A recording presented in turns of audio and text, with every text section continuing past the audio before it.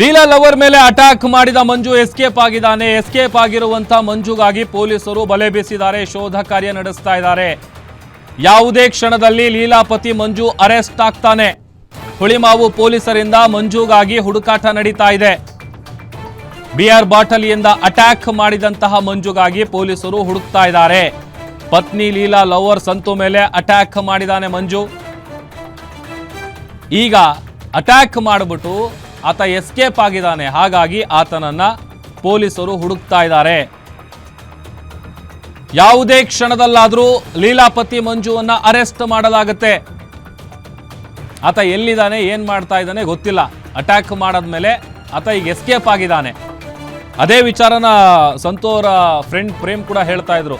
Attack ಆದ್ಮೇಲೆ ಒಂದು ಅರ್ಧ ಗಂಟೆ ಆದ್ಮೇಲೆ ಮತ್ತೆ ಫೋನ್ ಮಾಡಿದ್ದ, ಮಾತಾಡ್ತಿದ್ದ, ಹಿಂಗೆಲ್ಲ ಹೇಳ್ತಾ ಇದ್ದ. ಇವರೇ ಫೋನ್ ಮಾಡಿದ್ರಂತೆ. ಏನಪ್ಪ ಹಿಂಗೆ ಮಾಡಿದೆ, ಮೊನ್ನೆಲ್ಲ ರಾಜಿ ಪಂಚಾಯಿತಿ ಮಾಡಿದ್ದೀವಿ, ಎಲ್ಲ ಓಕೆ ಅಂದಮೇಲೆ ಈ ಥರ ಮಾಡಿದೆಯಲ್ಲ, ಯಾಕೆ ಹಿಂಗೆ ಮಾಡಿದ್ಯಾ, ಸರಿನಾ ಇದು ಅಂತ ಪ್ರಶ್ನೆ ಮಾಡಿದ್ದಾರೆ. ಆಗ ಮತ್ತೆ ಅದೇ ಉಲ್ಟಾ ಸೀದಾ ಮಾತಾಡಿದ್ದಾನೆ ಮಂಜು. ಸದ್ಯ ಈಗ ಎಸ್ಕೇಪ್ ಆಗಿರುವಂಥ ಮಂಜಣ್ಣನಿಗಾಗಿ ಪೊಲೀಸರು ಶೋಧ ಕಾರ್ಯವನ್ನು ನಡೆಸ್ತಾ ಇದ್ದಾರೆ. ಯಾವುದೇ ಕ್ಷಣದಲ್ಲಾದರೂ ಆತನನ್ನು ಅರೆಸ್ಟ್ ಮಾಡಲಾಗುತ್ತೆ. ಆಮೇಲೆ ಎಷ್ಟೆಲ್ಲ ಚರ್ಚೆ ಆಗಿತ್ತು ಇವರ ಲವ್ ಸ್ಟೋರಿ. ಮಂಜುಗೆ ಲೀಲನ್ ಕಂಡ್ರೆ ಲವ್, ಲೀಲಿಂಗೆ ಸಂತೂನ್ ಕಂಡ್ರೆ ಲವ್. ಆಮೇಲೆ ಸಂತು ಇವರಿಬ್ಬರನ್ನ ಒಂದು ಮಾಡಬೇಕು, ಕಳಿಸೋದಕ್ಕೆ ಇಷ್ಟ ಇಲ್ಲ. ಯಾಕಂತಂದರೆ ಕಾರಣ ಪ್ರತಿಯೊಂದು ವಿಚಾರ ಕೂಡ ಲೀಲಾ ಸಂತು ಅವ್ರ ಹತ್ರ ಹೇಳ್ಕೊಂಡಿದ್ದಾರೆ. ಹಿಂಗೆ ಮಾಡ್ತಾನೆ, ಹೊಡಿತಾನೆ, ಬಡಿತಾನೆ. ಇನ್ಫ್ಯಾಕ್ಟ್ ನಮ್ಮ ಸ್ಟುಡಿಯೋದಲ್ಲಿ ಕೂತಾಗಲೂ ಕೂಡ ಅದನ್ನೆಲ್ಲ ಹೇಳಿದರು. ಕಂಪ್ಲೀಟಾಗಿ ಮಂಜು ಕ್ಯಾರೆಕ್ಟರ್ ಏನು, ಆತ ಹೇಗೆ ನಡೆಸ್ಕೊಳ್ತಾನೆ ಮನೆಯಲ್ಲಿ, ಇದೆಲ್ಲ ಸುಮ್ಮನೆ ಡ್ರಾಮಾ ಇದು ಮಾಡ್ತಾ ಇರೋದವನು. ಈ ಚಿನ್ನಿ ಮುದ್ದು ನೀನು ನನ್ನ ಫ್ಲೇವರು ಅದೆಲ್ಲ ಹೇಳ್ತಾ ಇದ್ನಲ್ಲ, ಅದೆಲ್ಲ ಡ್ರಾಮಾ. ಅದೊಂದು ಪಾರ್ಟ್ ಆಫ್ ಎ ಡ್ರಾಮಾ ಅದು. ಅದನ್ನು ಹೊರತುಪಡಿಸಿದ್ರೆ ಮಂಜುದು ಬೇರೆನೇ ಮಕ್ಕ ಇದೆ. ಅದು ಇವತ್ತು ನಡೆದಿರೋ ಅಟ್ಯಾಕಿಂದ ಗೊತ್ತಾಗಿದೆ. ಅಲ್ಲಿ ಇಲ್ಲಿವರೆಗೂ ಕೂಡ ನಾನು ಹೇಳ್ತಾ ಇದ್ನಲ್ಲ, ಎಲ್ಲೂ ಅಗ್ರೆಸಿವ್ನೆಸ್ ಕಾಣಿಸ್ತಾ ಇರಲಿಲ್ಲ. ಆಮೇಲೆ ಸಂತು ಜೊತೆ ಮಾತಾಡಬೇಕಾದಂಥ ಸಂದರ್ಭದಲ್ಲಿ ಕೂಡ ಸಂತು ಅಣ್ಣ ಅಂತಲೇ ಮಾತಾಡ್ತಾ ಇದ್ರು. ಒಂದು ಸ್ವಲ್ಪ ಭಯ ಪಡ್ತಾರೆ, ಹೆದರ್ಕತ್ತಾರೆ ಅವ್ರ ಹತ್ರ ಮಾತಾಡೋಕ್ಕೆ ಅಂತೆಲ್ಲ ಕೇಳ್ಪಟ್ಟಿದ್ವಿ. ಬಟ್ ಆದರೆ ಆತ ಇವತ್ತು ಡ್ರಿಂಕ್ಸ್ ಮಾಡಿ ಕಂಪ್ಲೀಟಾಗಿ ಕಂಠಪೂರ್ತಿ ಕುಡಿದು ಎರಡರಲ್ಲೊಂದು ಮಾಡಲೇಬೇಕು, ಡಿಸೈಡ್ ಆಗಬೇಕು. ಯಾರ್ದಾದ್ರೂ ಒಬ್ಬರು ಜೀವ ತೆಗಿಲೇಬೇಕು, ಇಲ್ಲ ಚಾನ್ಸ್ ಸಿಕ್ಕಿದ್ರೆ ಇಬ್ಬರನ್ನು ಮುಗಿಸ್ಬಿಡಬೇಕು ಅಂತಲೇ ಆತ ಪ್ಲ್ಯಾನ್ ಮಾಡ್ಕೊಂಡು ಬಂದಿದ್ದ. ನೋಡಿ, ಒಂದು ಇಲ್ಲಿ ಗಮನಿಸಬೇಕಾಗಿರುವಂಥ ವಿಚಾರ ಏನು ಅಂತಂದರೆ, ಯಾರಾದರೂ ನಿಜವಾಗ್ಲೂ ಇಷ್ಟಪಡ್ತಾ ಇದ್ರೆ ಅವ್ರನ್ನ ಸಾವನ್ನ ಯಾರೂ ಬಯಸಲ್ಲ. ಹೆಂಡತಿ ಬೇಕು ಅಂತ ಅಂದರೆ ಯಾರನ್ನ ಹೆಂಡ್ತಿನ ಸಾಯಿಸ್ತಾರಾ? ಹೆಂಡತಿ ಚೆನ್ನಾಗಿದ್ರೆ ಸಾಕು ಅಂತಾರೆ. ಅದಲ್ವ ನಿಜವಾದ ಪ್ರೀತಿ.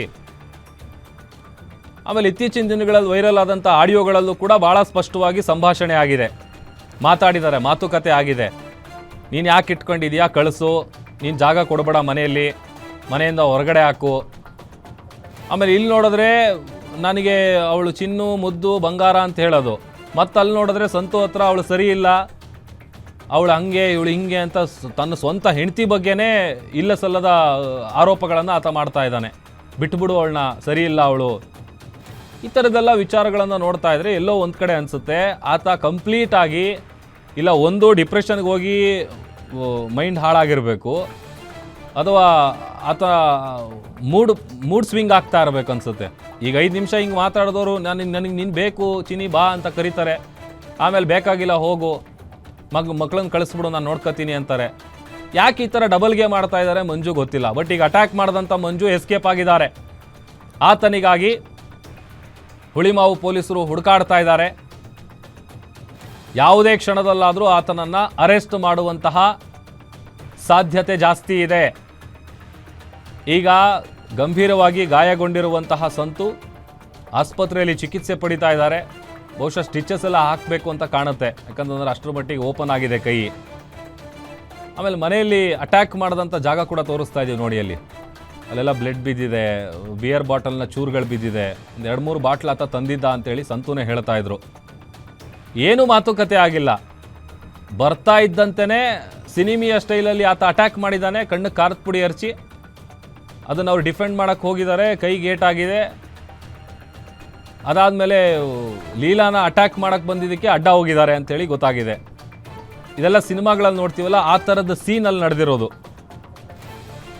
ಆಮೇಲೆ ಇಷ್ಟೆಲ್ಲ ಆಗ್ತಾ ಇದ್ರು ಕೂಡ ಆತ ಯಾಕೆ ಈ ಥರ ಬಿಹೇವ್ ಮಾಡ್ತಾ ಇದ್ದಾನೆ? ಇದೇ ಕಾರಣಕ್ಕೇ ಲೀಲಾ ನಾನು ಯಾವುದೇ ಕಾರಣಕ್ಕೂ ಹೋಗಲ್ಲ ಅಂತ ಹಠ ಬಿದ್ದು ಕೂತಿದ್ರು. ಅದೇನು ಬೇಕಾದರೂ ಆಗಲಿ, ನಿನ್ನ ಬಂಡವಾಳ ನನಗೆ ಗೊತ್ತು. ಯಾಕಂತಂದರೆ ಗಂಡನ ಮುಖ ಏನು, ಆತ ಹೇಗಿರ್ತಾನೆ ಎಲ್ಲ ವಿಚಾರ ಗೊತ್ತಿರೋದು. 11 ವರ್ಷ ಸಂಸಾರ ಮಾಡಿರುವಂಥ ಅವ್ರ ಹೆಂಡ್ತಿಗೆ ಭಾಳ ಚೆನ್ನಾಗಿ ಗೊತ್ತಿರುತ್ತೆ.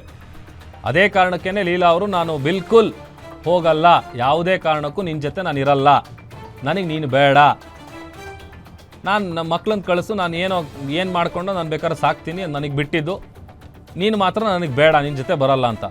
ಅಪ್ಪಿ ತಪ್ಪಿ ಏನಾದರೂ ಆತ ಆಡ್ದಂಥ ಈ ಮೊಸಳೆ ಕಣ್ಣೀರನ್ನ ನಂಬಿ, ಆತ ಹೇಳದಂಥ ಪ್ರೀತಿ ಮಾತುಗಳನ್ನು ನಂಬಿಕೊಂಡು ಆಯಿತು ಎಲ್ಲ ಮರೆತು ಹೊಸದಾಗಿ ಏನಾದರೂ ಜೀವನ ಶುರು ಮಾಡ್ತಾನೆ ನನ್ನ ಗಂಡ ಅಂತ ನಂಬಿ ಏನಾದರೂ ಮನೆಗೆ ಹೋಗಿದ್ದಿದ್ರೆ ಬಹುಶಃ ಏನಾಗ್ತಾ ಇತ್ತೋ ಏನೋ ಯಾರಿಗೂ ಗೊತ್ತಿಲ್ಲ. ಈಗ ನೋಡಿದ್ರೆ ಮನೆಗೆ ಬಂದು ಅಟ್ಯಾಕ್ ಮಾಡಿದ್ದಾನೆ. ಸಂತು ಸ್ಥಿತಿ ಔಟ್ ಆಫ್ ಡೇಂಜರ್ ಆಗಿದೆ. ಸದ್ಯ ಪ್ರಾಣಾಪಾಯ ಏನಾಗಿಲ್ಲ, ಪ್ರಾಣಕ್ಕೇನು ತೊಂದರೆ ಇಲ್ಲ.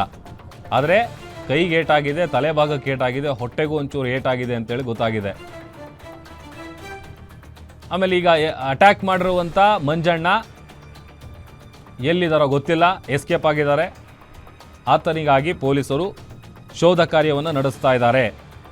ಆತ ಎಲ್ಲಿದ್ದಾನೆ ಗೊತ್ತಾಗ್ತಾ ಇದ್ದಂತೆ ಅರೆಸ್ಟ್ ಮಾಡ್ತಾರೆ. ಯಾಕಪ್ಪ ಮಂಜಣ್ಣ ಹಿಂಗೆ ಮಾಡಿದೆ ಅಂತೇಳಿ ಪೊಲೀಸರು ರಿಮ್ಯಾಂಡ್ ಎತ್ತುತ್ತಾರೆ ಮಂಜಣ್ಣಂಗೆ.